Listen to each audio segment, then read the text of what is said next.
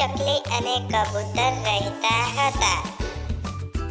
ચોમાસું સારું રહ્યું હોવાથી ખેતરમાં ખૂબ જ સારો પાક થયો હતો. ખેતર દાણાવાળું ડુંડાઓથી લચી રહ્યું હતું. ચકલી રોજ વહેલી સવારે ખેતરમાં દાણા ચડવા જતી હતી. લણણીનો સમય નજીક આવ્યો એટલે ચકલીએ શિયાળાની ઋતુ માટે દાણા ભેગા કરી સાચવી રાખવાનું વિચાર્યું. તેણે કબૂતરને પણ આમ કરવાનું કહ્યું. કબૂતર આળસુ હતું એટલે એણે દાન ના આપ્યું.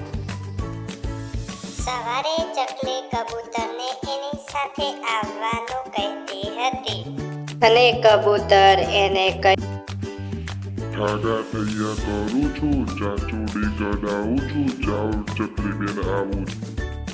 ચકલી દાણા એકઠા કરતી હતી. તેણે કબૂતરને કહ્યું કે હવે ગમે ત્યારે ખેડૂત પાકણી કાપી લેશે.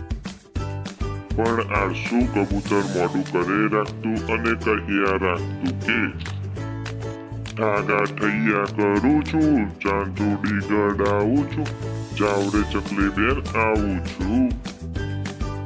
એક દિવસ ખેડૂતે પાકની કાપણી કરી લીધી.